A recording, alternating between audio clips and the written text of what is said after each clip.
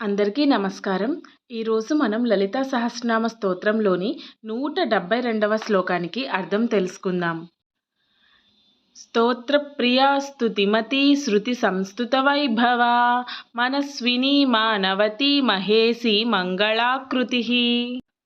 స్తోత్రప్రియ భగవంతుడు అంటే శ్రీమాత స్తోత్రప్రియుడు. వేదములు, శాస్త్రములు, పురాణములలో లక్షలాది స్తుతి స్తోత్రములున్నాయి.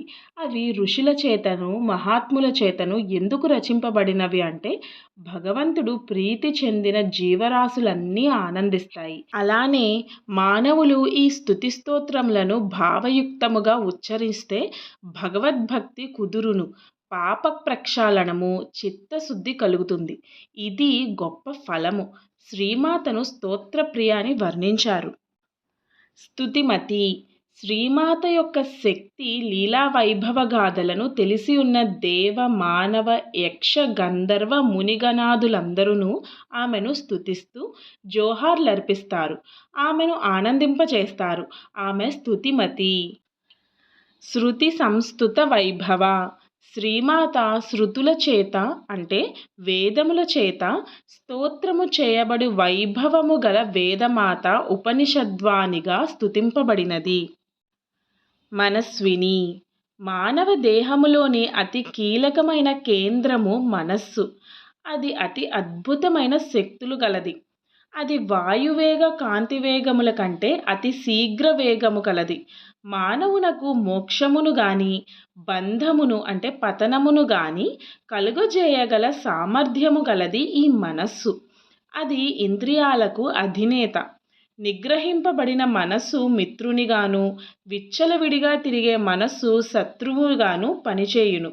అటువంటి శక్తివంతమైన మనస్సు శ్రీమాత యొక్క స్వరూపము. ఆమె యొక్క మనస్సునే కాదు, సకల విశ్వమునే నియంత్రించగల ఏకైక శక్తి స్వరూపిణి. శ్రీమాతను ఆశ్రయించిన సాధకులు ఈ అస్థిర చంచలమైన మనస్సును అదుపులో ఉంచుకోగలరు. శ్రీమాత మనస్విని, అట్టి మనసుకు నియంత.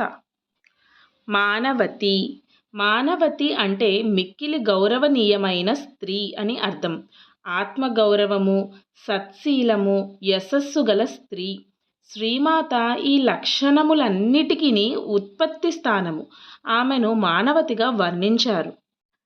మహేసి మహేశ్వరుడైన పరమశివుని అర్ధాంగిని కావున శ్రీమాతను మహేసి అని పేర్కొన్నారు. ఆమె ఈశ్వరులకే ఈశ్వరి కావున మహేశ్వరి. మంగళాకృతి శ్రీమాత సర్వమంగళ మంగళాంబ.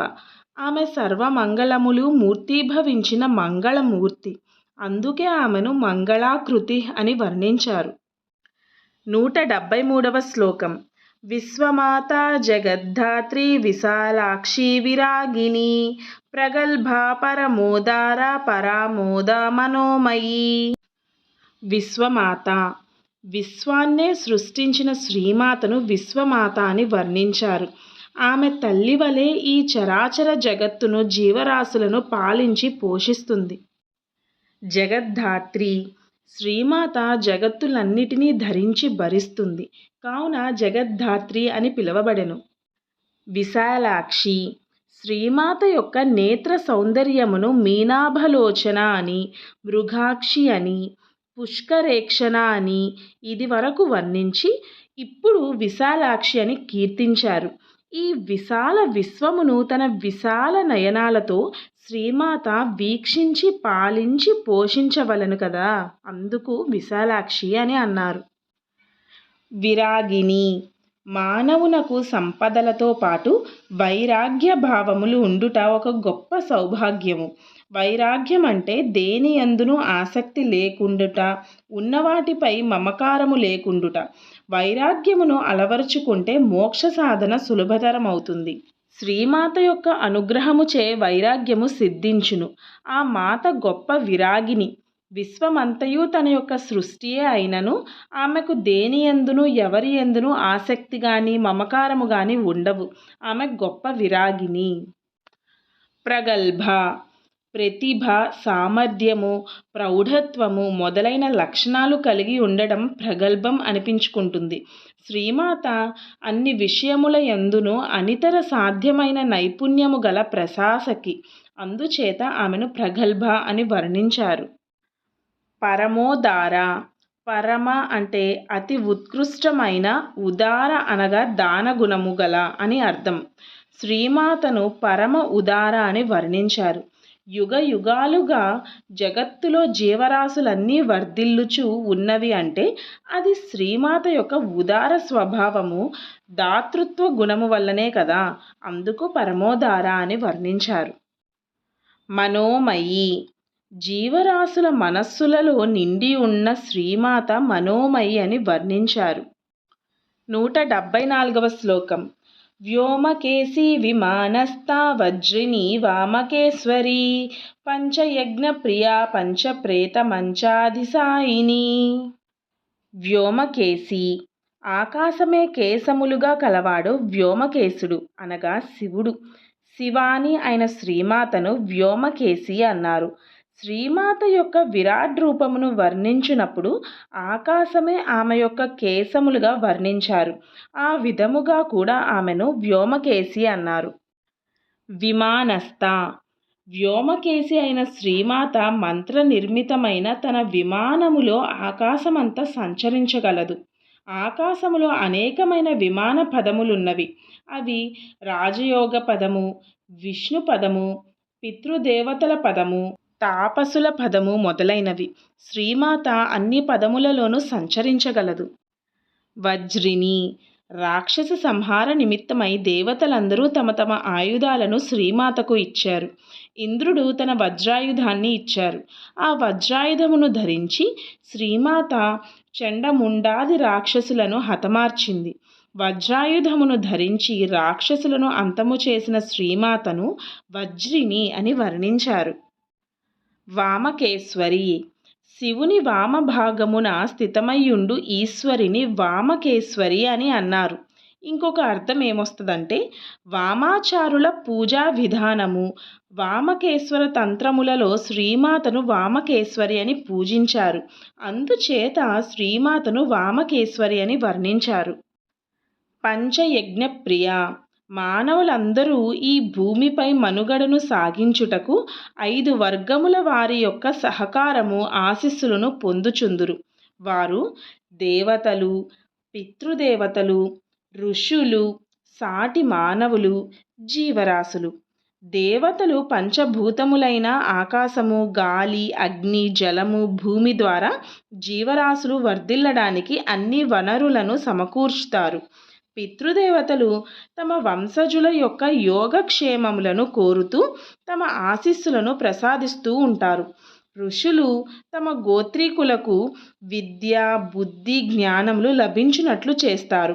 మానవులు ప్రకృతి సిద్ధమైన వనరులను చేకూర్చి తమ బుద్ధి కుశలతను జోడించి అన్న, వస్త్ర, గృహాది అవసర వస్తువులను ఉత్పన్నము చేసి అందరికీ తమ సేవలను అందిస్తారు. సృష్టిలో ఒక్క మానవ జాతికే కష్టపడి అన్నీ ఉత్పన్నము చేయగల బుద్ధి కుశలత, శక్తి సామర్థ్యములు, సహజ వనరులు ఇవ్వబడినవి. వాటి ద్వారా అతడు అన్నీ ఉత్పన్నము చేసి మిగిలిన వర్గముల అవసరాలను తీర్చాలి. జీవరాశులు మానవులకు సేవలను అందిస్తూ ఆత్మార్పణం చేసుకుంటాయి. మానవుడు ఈ అన్ని వర్గాల వారికి కృతజ్ఞతాపూర్వకముగా ఈ పంచయజ్ఞములను ఆచరించి తన యొక్క ఉత్పాదనల నుండి కొంత ఇతర వర్గముల వారికి వితరణ చేయాలి. ఇటువంటి వితరణ పద్ధతి ద్వారా లోక కళ్యాణం జరుగుతుంది. కావున మానవులు ఈ పంచయజ్ఞములు చేయుటను శ్రీమాత ఇష్టపడుతుంది. అందుచేత ఆమెను పంచయజ్ఞ ప్రియ అన్నారు. పంచప్రేత మంచాధిసాయిని. ఇంతకుముందు 61వ శ్లోకంలో పంచప్రేతాసనాసీన అని చెప్పిన ఆ పంచప్రేతలే మంచం కోళ్ళుగా నుండగా శ్రీమాత దానిపై శయనించినట్లు చెప్పుతున్నారు. ప్రేతలనగా జీవ చైతన్యము లేని శరీరములు. ఆ చైతన్యము శ్రీమాత నుండే బ్రహ్మాది దేవతలతో సహా అందరికిని ప్రసరింపవలెను. బ్రహ్మ, విష్ణు, రుద్ర, ఈశ్వర ఈ నలుగురును శ్రీమాత యొక్క సింహాసనమును 4 కోళ్ల వలె మోస్తుంటారు. సదాశివుడు దాని పీఠపు బల్లగా ఉంటారు. ఆ సమయంలో వారు నిర్జీవ ప్రతిమ వలె అంటే ప్రేతల వలె ఉంటారు. శ్రీమాత యొక్క చైతన్యము, శక్తి వారి యందు ప్రసరించగానే వారు పంచబ్రహ్మలై తమ తమ విధులను నిర్వహిస్తారు. ఈ శ్లోకంలో కూడా ఆ నలుగురు మంచము కోళ్లుగను, సదాశివుడు మంచము బల్లగను ప్రేతల వలె ఉంటారు. ఆమె శయనం నుంచి లేవగానే వారు పంచబ్రహ్మలై తమ కర్తవ్యాలను నిర్వహిస్తారు. దీని భావమేమంటే శ్రీమాత యొక్క అనుగ్రహం లేకపోతే బ్రహ్మాది దేవతలైనను ప్రేత సమానులే. రుద్రుడు, ఈశ్వరుడు, సదాశివుడు పరమశివుని యొక్క విభిన్న శక్తి స్వరూపాలే. వసిన్యాది వాగ్దేవతలు శ్రీమాతను పంచప్రేత మంచాది సాయిని అని అందుచేతనే వర్ణించారు. 175వ శ్లోకం. పంచమీ పంచభూతేసి పంచసంఖ్యోపచారిణి శాశ్వతీ శాశ్వతైశ్వర్య సర్మదా శంభుమోహిని. పంచమి శ్రీమాతకు 5 సంఖ్య ఇష్టమైనట్లుంది. ఆమె పంచమీ స్వరూపిణి. పంచబ్రహ్మలలో 5వ వాడు సదాశివుడు. ఆయన పత్నిగా శ్రీమాత పంచమి అని అనబడింది. పంచభూతేసి శ్రీమాత సృష్టికర్త్రిని. తన సృష్టి కార్యమును పంచభూతములతోనే ప్రారంభిస్తుంది. ఆమె పంచభూతములైన ఆకాశము, వాయువు, అగ్ని, జలము, భూములకు అధీశ్వరి. కావున పంచభూతేసి అని వర్ణించారు. పంచసంఖ్యోపచారిణి షోడశోపచారములలో భాగమైన పంచోపచారములు దేవతార్చనకు అత్యవసరమైనవి. అవి గంధము, పుష్పము, ధూపము, దీపము, నైవేద్యము. శ్రీమాత ఈ పంచోపచారములతో పూజింపబడుతుంది. శాశ్వతి దేనికి నాశనం లేదో అది శాశ్వతమైనది. కేవలం పరమాత్మ అంటే శ్రీమాతయే శాశ్వతమైన తత్వము. ఎన్ని యుగాలు మారినా ప్రళయములు వచ్చినా ఎట్టి మార్పులు లేక నిలిచి ఉండునది పరమాత్మ తత్వమే. అందుచేత శ్రీమాతను శాశ్వతి అని వర్ణించారు. శాశ్వతైశ్వర్య సృష్టిలో శాశ్వతమైనది ఏదీ లేదు. ప్రపంచం నుంచి లభించిన సిరి సంపదలు, ఐశ్వర్యము అంతా నశ్వరములు అంటే నశించునట్టివి. సత్కర్మలు చేయుట వలన మంచి జన్మలను, పుణ్యము ఆర్జించుట వలన స్వర్గ సుఖములు వస్తాయి. ఇవి కూడా నశ్వరములే. అయితే మరి శాశ్వత ఐశ్వర్యం అంటే ఏమిటి? ఎక్కడికి చేరితే మరి తిరిగి రావడం ఉండదో ఆ పరమధామమును చేరుట. అది శ్రీమాత యొక్క అనుగ్రహము వలననే సిద్ధిస్తుంది. ఆమె మోక్షదాయిని, జ్ఞానదాయిని. ఏ జ్ఞానము ద్వారా మోక్ష సిద్ధి కలుగుతుందో అది ఏ శాశ్వత ఐశ్వర్యము. ఆ ఐశ్వర్య స్వరూపిణియే శ్రీమాత. సర్మదా సర్మము అంటే శాంతి, జ్ఞానము, ఆత్మానుభూతితో కూడిన సుఖము అంటే ఇంద్రియ సుఖము కాదు. శ్రీమాత ఆశ్రితులకు ఇట్టి సుఖమును ప్రసాదిస్తుంది. కావున సర్మదా అని వర్ణించారు. శంభుమోహిని శ్రీమాత శంభుని పత్ని శాంభవి. శంభుని మోహింపజేసిన విష్ణుమాయ స్వరూపిణి. ఆమెను శంభుమోహిని అని వర్ణించారు. మరికొన్ని శ్లోకాలకు అర్థాలను వచ్చే వీడియోలో చెప్పుకుందాం.